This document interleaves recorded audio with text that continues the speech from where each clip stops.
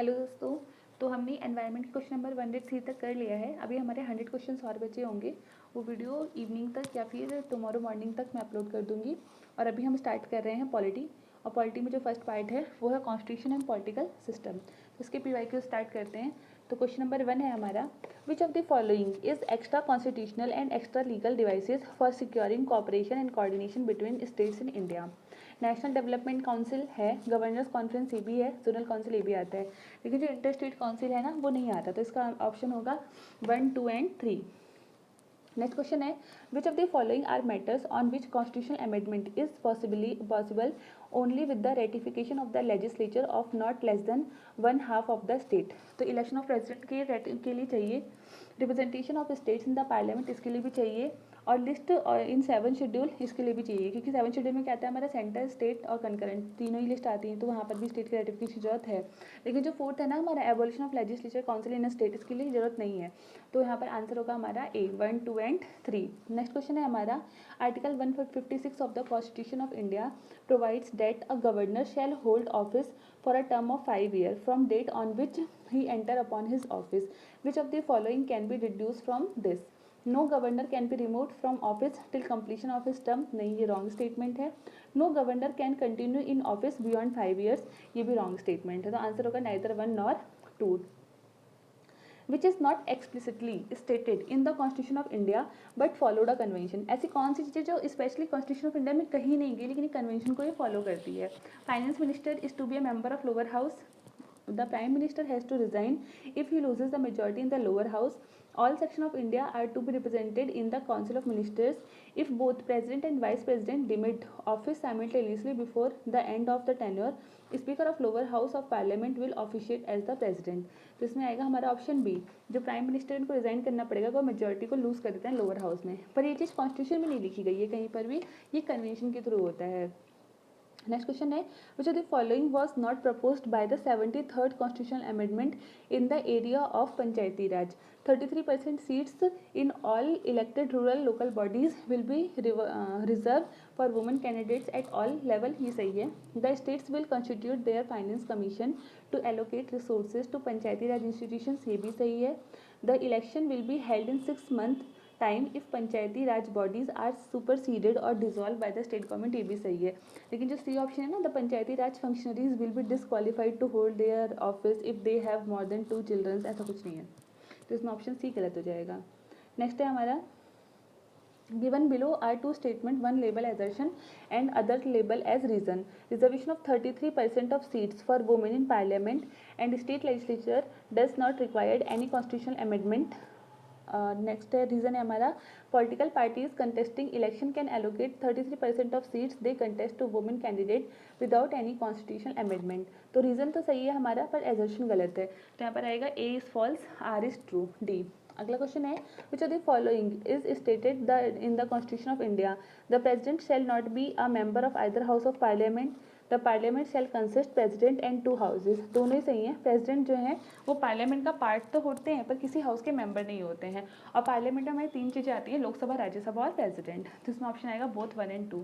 8th question है हमारा preamble के ऊपर, we the people of India have solemnly resolve to constitute India into sovereign socialist secular democratic republic and to secure to all its citizens justice, social, economic, political liberty of thought, expression, belief, faith and worship, equality of status and opportunity to promote among them all, fraternity, assuring dignity of the individual and unity and integrity of the nation. In our constitution assembly is this acts do hereby adopt, enact and give to ourselves this constitution। तो basically इसमें x जो है वो पूछा है date, किस date पर हमारा जो प्रेम्बल है वो अडॉप्ट और इनेक्ट किया गया था, तो वो पता ही है हमें 26 नवंबर 1949, तो ऑप्शन हो जाएगा हमारे पास बी।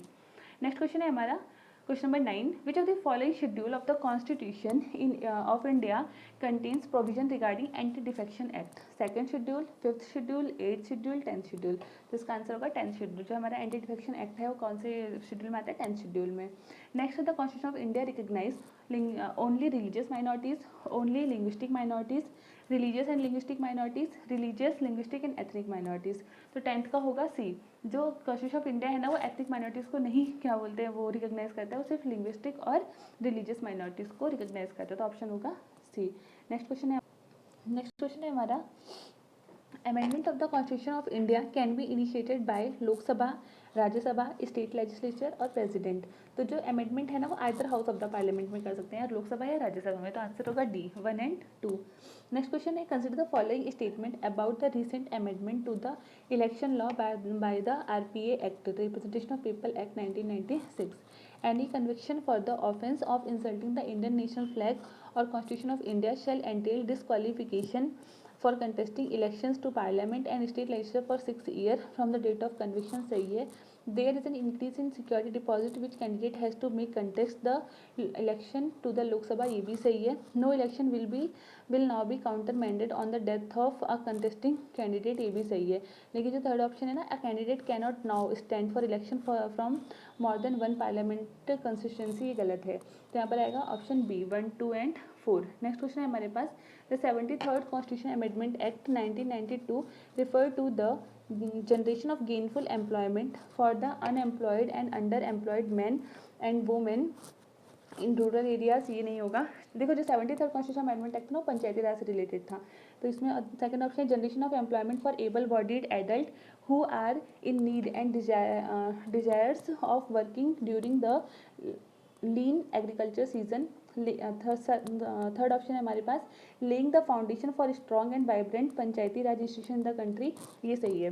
और फोर्थ ऑप्शन है guarantee to right to life, liberty, security of person, equality before law and equal protection without discrimination, ये भी सही नहीं है। तो ऑप्शन होगा C, laying the foundation of strong and vibrant Panchayati Raj institution in the country. ये 73rd constitution amendment act के through हमारा पंचायती राज आया था और 74th के थ्रू हमारा आया था म्यूनसिपैलिटीज। नेक्स्ट क्वेश्चन है हमारे पास, which article of the constitution provide that it shall be the endeavor of every state provide adequate facility for instruction in the mother tongue at primary stage of education। Article 349, article 350, article 350 और article 351। तो article 350 ए में कहा गया कि जो primary education है ना वो मदर टंग में हो सकती है। अगला क्वेश्चन नंबर 15 है हमारे पास, which of the following statement correctly describe the 4th schedule of the constitution of India. It list the distribution of power between union and the state, नहीं। It contain language listed in the constitution, ये हमारा उसमें आता है, languages हमारी 8th schedule में आती हैं।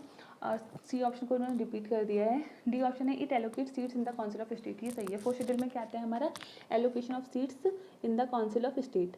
नेक्स्ट है हमारे पास, मैचिंग करना है, हमें अमेंडमेंट्स दी है और उसमें क्या क्या हुआ है वो दिया है। तो पहले दिया हमें 69th अमेंडमेंट एक्ट 1991। तो 69th अमेंडमेंट एक्ट 1991 में क्या हुआ था, ऑप्शन यहाँ पर है, ये एन वो बना था national capital territory to Delhi, जो दिल्ली की एनसीटी दिल्ली है वो 69th अमेंडमेंट एक्ट से बनी थी। और 75th अमेंडमेंट एक्ट से इस्टेब्लिशमेंट हुआ था स्टेट लेवल रेंट ट्रिब्यूनल का।